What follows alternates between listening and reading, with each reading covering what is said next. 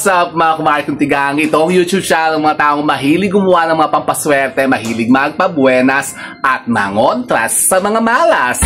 It's me, Rico Mori, and welcome back to my channel! Mabuhay!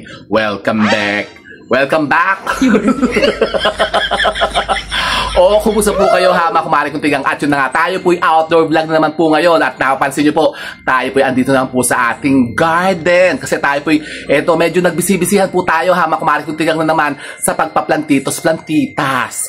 At ako nga po pala ha, mga kumari kong tigang, meron nga po palang i-flex sa inyong yung isa sa sinasabi kong dapat po'y meron po kayo ngayon 2026 na napaka-powerful po na halaman na dapat po'y taglayin po ninyo sa inyo pong mga tahanan, dyan sa bahay po ninyo, sa bakuran po ninyo, magtanim po kayo ito. Kasi tayo po'y ito, niregaluhan naman po ha, mga kumari kong tigang, isa natin ditong talaga naman pong, masugid na follower dito at supporter natin na si Madam X. At tayo po'y binigyan niya ng ito, papakita ko sa inyo, ang ganda, ang ating luyang. Ano ba hype ng mga lang, okay?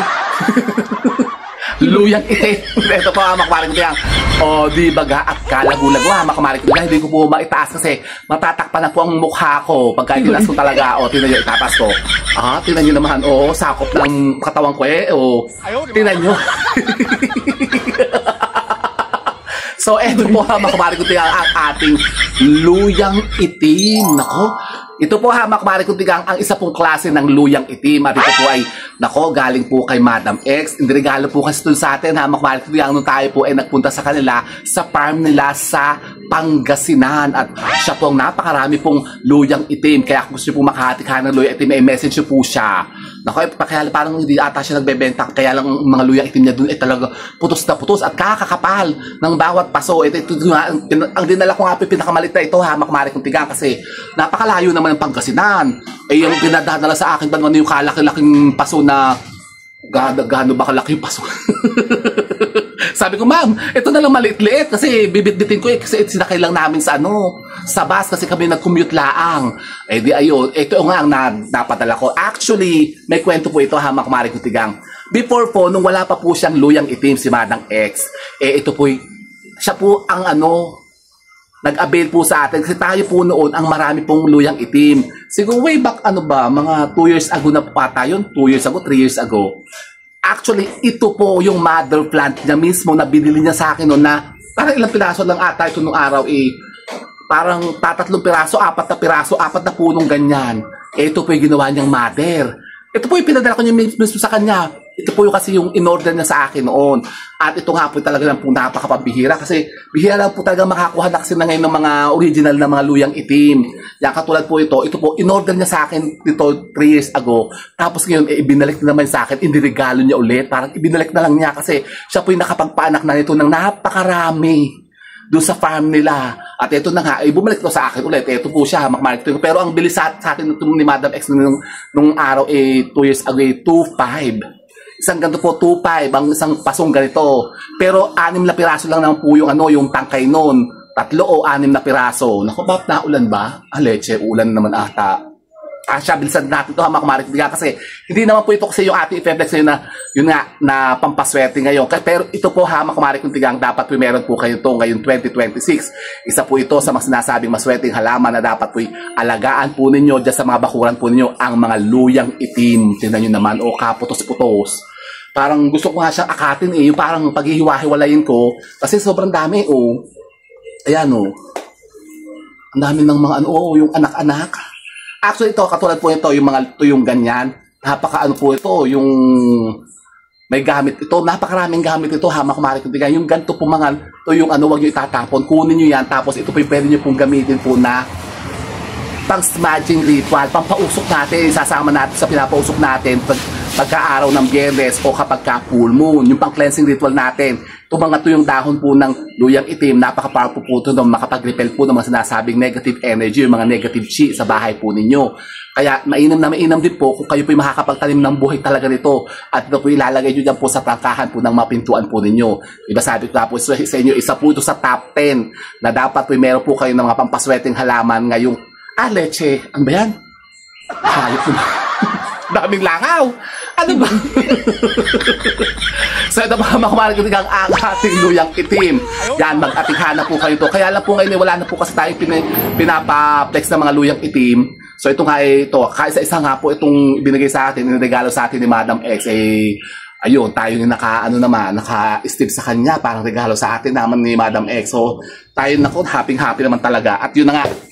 Pero ngayon po, mga kumari kutigang, eto, ako pagod ako, hamak kumari ko din kasi ako nga po kanina pa kusi dito at ako'y bungkal ng bungkal, gupit ako ng mga tuyong dahon kasi tinan nyo, yung aking katulad aking mga bilite na na pilo na ito, tinan nyo naman, parang naninilaw. Sabi ko, bakit gano'n? Parang naninilaw ata yung mga pilodenton ko na bilite. Ito yung dwarf na bilite ko, tinan nyo, hindi na lumaki-laki, at tagal na nito dito sa akin. Yung aking mga bilite na na orange na na dwarf na bilite, hindi siya lumalaki kasi yung dwarf po ito, tingnan nyo. Sabi ko parang, bakit ang tagal-tagal mo na, hindi ka pa rin lumalaki hanggang ngayon? Dwarf nga pala ito, parang kumbaga yung mga unanong bilite. Tapos yung isa kong yung akin pong yung ibang pilo ko, ayan tingnan nyo, talagang namumukadkad, talagang ang gaganda yun, ang dami ko mga pilo dentro dun, tapos ito po, yan. Kapag po yung isa, yan, ito bago po ito sa collection ko na philodendron. So yan, kanina nga po ako kusinang nga dito. Sabi nga ni Direk, umuulan na, ako'y humapo na daw kasi nga ako'y baka sipunin na naman, ako'y uubuhin na naman. Tapos kasi tingnan nyo, meron kasi akong naabatan dito sa UP, di ba tayo lagi nasa UP, ay nanganak na yung doon, yung kanila dong, yung variegated na badyang. Ito yung allocation nila. At ang dami ng anak, ako po'y naka-steve ng mga buto. Ayan, tinan nyo, nagsisibulan na. Yung mga variegated na mga badyang o yung allocation, ano ba to? Hindi ko alam yung pangalan ito. Tinan nyo, ang dami na niyang babies. Ito po'y natin, pinapalaki. Tapos itatransfer natin sa sa mga paso. Ito po yung mga pinlex dyan sa inyo nung tayo po yung nagpunta sa UP. Yung mga badyang doon na variegated. Ang gaganda naman talaga doon sa UP. Pero bawal po manguha doon, ha? Ang kinuha lang po natin doon yung mga buto. Nanguha tayo ng buto, tapos ayan, pinunla natin. Dahil nagsibulan na. Tapos sa likod marami pa ako doon ng mga pinapasibol. So, eto po mga kumari, hindi po yan ang topic natin, hindi po halaman. Kasi eto po ang ating topic ngayon. Isang napaka-powerful po na pampaswerte, mga kumari, na pwede nyo pong gamitin, i-incorporate nyo dyan sa mga tahanan po ninyo. Kapag naglagay po kayo po sa mga main door po ninyo, isabit nyo ito kasi para kayo po yung makaakit na naman ng sinasabi mga positive energy o mga positive chi, para kayo po yung maka-attract ng mga sinasabi kaswertehan. Lalong-lalo na po sa usapin ng kaperahan. Ano yan? Ito po, narinig po ba yung gamit po ng mga Arcampor? Nako, ilang beses ko na po itong na-vlog, mga kumari kutigang, yung pong mga Nepalina o Arcampor. Ito po yun, tinan nyo. Ito po, ito po ang Arcampor. Alam nyo ba, mga kumari kutigang, na hindi lamang po ito nakakapagpabango sa mga damit natin. Kasi ito po yung nilalagay natin sa mga drawer natin, sa mga aparador, di ba? Ito po yung napakainam pala na pwede natin gamitin pampaswerte. Paano? Ganito na po, hamak maritugang, kayo po'y kumuha lamang po ng 8 pirasong mga naphthalene ball o Arcampor. Ito po, bango ito, tinan nyo, pakita ko sa inyo. So yung nilalagay ko sa mga drawer, sa mga table ko, para hindi pinapasok ng ipis. Takot kasi ang ipis dito. Yan, tinan nyo, ayan. Naphthalene ball po ito, hamak maritugang, o yung mga Arcampor. Kayo po'y kukuha lamang po ng 8 piraso nito, at ito po ay babalutin nyo lamang po sa ganito. Sa isang pouch na pula o isang supot na kulay red, mga kumari kutigang. Pwede naman po kayo gumipit na lamang ng mga telang pula, tapos balutin nyo lamang po yan. Pwede nyo tahiin, mga kumari kutigang. Maglalagay lamang po kayo ng, ayan, 8 piraso pong naphthalene balls. Pagkatapos anong gagawin natin? Ito po, hamak kumari kutigang, ay isasabit natin sa ating mga main door. Doon po sa loob, kasama po ng iba natin mga pampaswerte na inilalagay nyo po dyan. Tapos hayaan nyo lamang po siya dyan. Hanggang kailan? Wala naman pong definite time, hamak kumari kutigang, kasi ito naman po hindi na po kailangan laging pinapalitan. Basta't yan po ay yung patuloy na nangangalingasaw, yung umaamoy, kasi yung aroma po niya nakakahikayat nga po ng mga sinasabing positive energy. At bukod sa nga ito po, napakaswerte din po na, yun na nga, pang-akit nga ng mga positive chi. Ito rin po yung napakainam din pong pangontra naman sa mga sinasabing mga negativities na yun nga, dala-dala ng mga tao. Kung halimbawa kayo po yung lagi na lamang maraming mga bisita dyan, pinupuntahan kayo lagi ng mga kung sino-sino sa bahay po ninyo. Eh hindi po natin kasi alam kung ano-ano na madala-dala nilang mga negative energies. O so ito po, nabablock po ng mga naphthalene balls o ng mga ito po ng mga alcampor, yung mga negativities na yan na maaring magdulot sa atin ng mga misfortune sa buhay. Talaga ba? Parang bakit parang nainitan yung kilikili ko. Namamawis. Kasi ang init na naman ngayon, hama kumari kong tigang. Leche talaga Kasi ako kanina pa talaga ditong kura ng kura. Inaayos ko nga itong dito sa terrace kasi doon sa table po, bala ko na kasing ayusin. Kasi di ba November na ngayon, magkakabit na ako ng mga Christmas decor. So, plano ko magpagawa kay direct ng Belen. Kasi marami kong kawain doon sa likod, ipapagawa kong Belen. Papa-set up ko na yung Belen dito po sa labas, lalagay ng ilaw.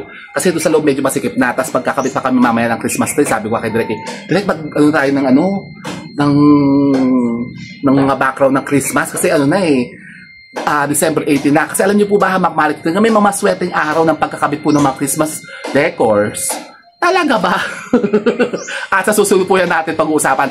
Pero mas maganda po ang araw na mga ganito pong third week po ng November, umpisahan nyo na po yan. Maganda po yan November 17, 18, 25, tsaka 24. Yun po yung mga mas sweating araw po sa pagkakabit po ng mga Christmas decors.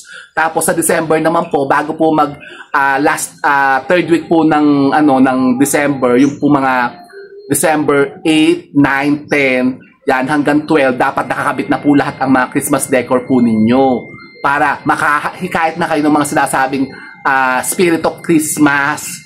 Talagang kayo putusin na ng kaswertihan. Ay kayo po maghahamak-marik ko na yan kapag subi-subi na. Ready na ba kayo hamak-marik kong tigang ng mga pang-provecho nyo, yung pang-regalo nyo sa mga inaanak nyo? Sino ba yun? Mga pang-provecho nyo, mga pang-regalo. Tapos malapit na naman po yung ating Nutella Battles for Christmas. Baka naman gusto nyo naman mga kumari ko tigang Bekenemen, gusto nyo po kayo po na may mag-indulhensya o yun na, mag-share naman ng mga blessings po ninyo para may mga sinasabing mga negativities yung mga karma at bad karma nga ma-dissolve na para ma-purify na yung mga sinasabing curses o sumpa sa inyo o yung mga bad karma na nakapataw sa inyo. Kayo po magprovecho. Yan po, isa pong pinakamainam dyan. Yun nga, yung charity kapag ka-Christmas, lalong-lalo na po sa mga bata. Kaya yun po yung lagi natin ginagawa. Every year talaga, tayo po namimigay talaga ng mga yung mga tawag doon, yung mga small token baga ng pambata. Katulad yan, yung Nutella Battles for Christmas. Nagbibigay talaga tayo nun ng mga last few years natin, mga Nutella Battles for Christmas. Nutella chocolate ang binibigyan natin. Pero ngayon po, nung last year po, iba po ang ginawa natin. Hindi na po Nutella Battles for Christmas. Nagbigay lang po tayo ng mga, yung mga loot bag na may mga goodies, mga pang-giveaway sa mga bata. Kasi dito po sa amin, sa village namin, marami dito pagka December 25, kahit hindi talaga kamag-anak, hindi inaanak, marami talaga nag-iikot-ikot dito. Yung kumakatok-katok baga, parang yung dito yung trick or treat, ganyan. Christmas nila ginagawa yung trick or treat dito sa amin. So, kahit magkano lang, magbibigay ka at mga cookies, ganyan, candies, chocolates, magbibigay ka. So, kami, ang ginagawa ko po, nagpe-prepare na ako ng mga loot bags. Tapos, before pa nga po, ang binibigay ko pa nga po, yung mga Nutella Battles for Christmas. Nga, Nutella Battles talaga.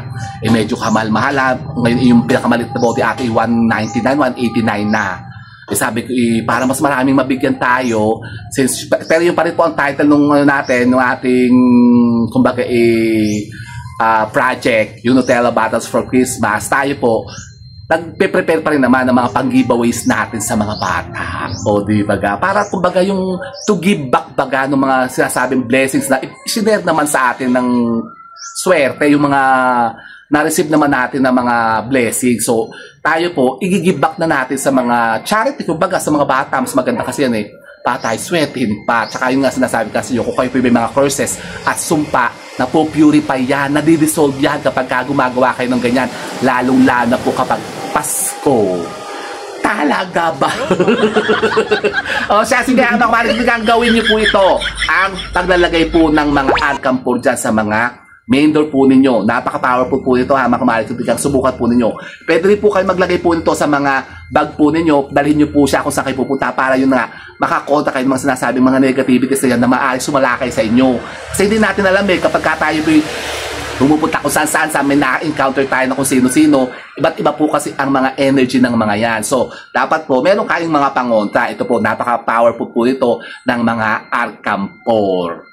O, di ba ga? O, so yun po, mga kapatid ko, sana piminapot kami ng mga bagong idea at kaalaman sa pagkontra naman sa mga sinasabing kamalasan na yan at pag-akit ng mga kaswertihan. And with that, mga kapatid ko, keep safe and God bless. Thank you for watching. And don't forget to subscribe my channel. I know you like it. And don't forget to brush your teeth. Bye, mga kumari kong tigang.